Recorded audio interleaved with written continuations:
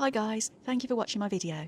I purchased a second-hand joist some 8 months ago now. When it arrived, obviously it had been used quite a lot, but the main issue I instantly noticed were the rollers were simply wearing out and breaking down, and so I set on a mission to replace them.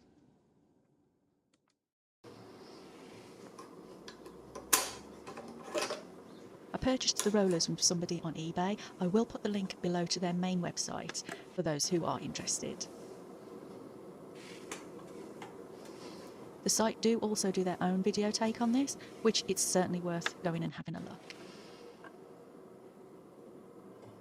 As you can see here, I started on the opposite side of the Cricut and took, I would guess you would call them the feet pads, I'm not quite sure, to access the screws.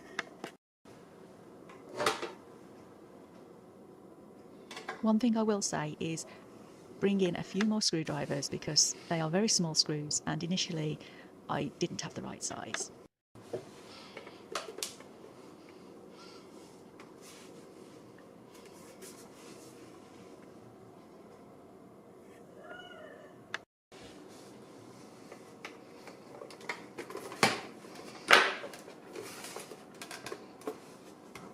I've run into a lot of problems, honestly, taking the base off. For some reason, it just wasn't budging for me.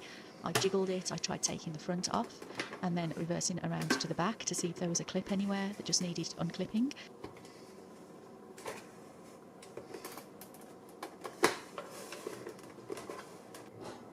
I would say if you're going to have a go at this, give yourself a lot of time and be very patient, definitely, because I'm still trying to get the base off now.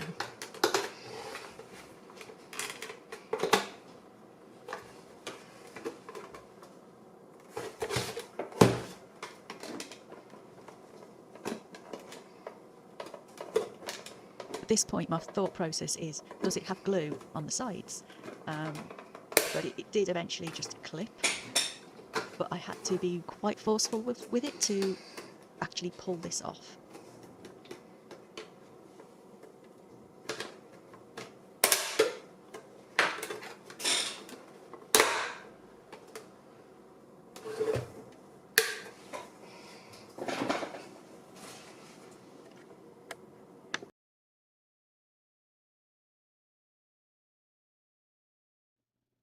Okay, so I finally managed to pull the back off and it appeared to me as if I'd broken a couple of the clips inside of it. I'll show you an example in just a second, but you can see 3 clips to the right of the machine and then there's another 2 to the left.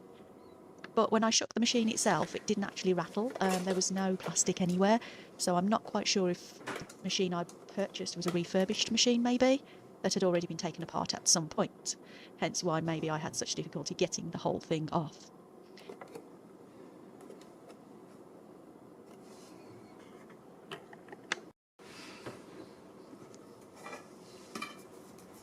So here you can see the 3 clips that are all intact, and then on the opposite side you can see the 2 corners that are just missing, but as I say, they were nowhere in sight, they weren't in the machine or anywhere, so I'm not sure if that was broken by me or somebody previously.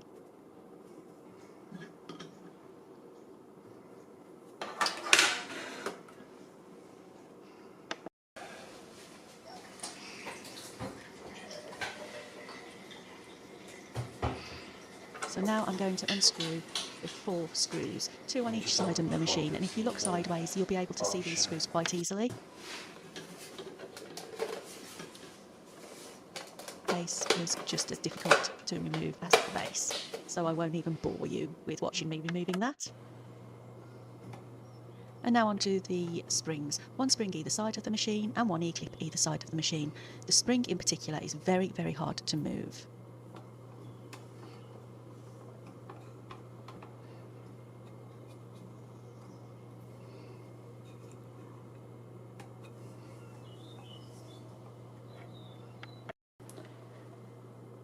Springs and the E-clip had been removed. You'll notice I managed to jiggle out the roller, and here is Cricut's main roller.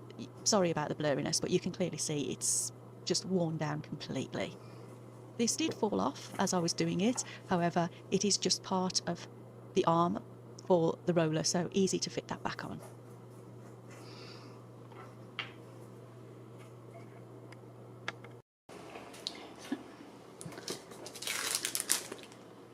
onto the new rollers, Forge 3D made in the UK. I will link the website below in the description if anybody wants to give this a go. And here is the black new roller and Cricut's old grey roller. As you can see, the new roller looks absolutely fine, I mean, in comparison to Cricut's.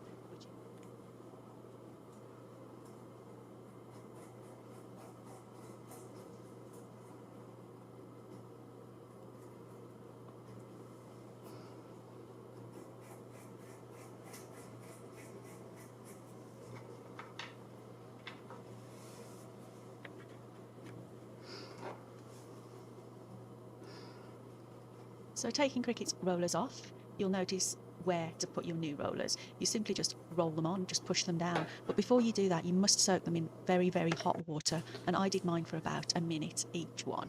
And I used Cricut's old roller just to push it onto the roller itself, which seemed to work perfectly.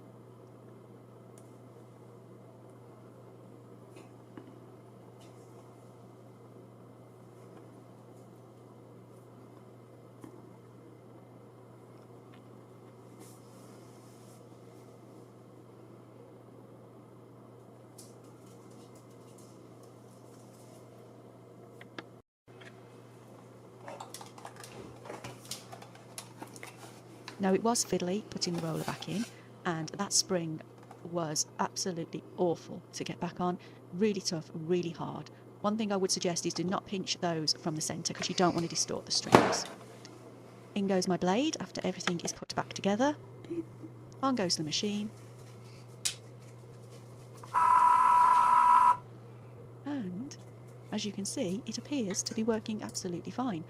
I will put a little example in there. Just a small cutting example.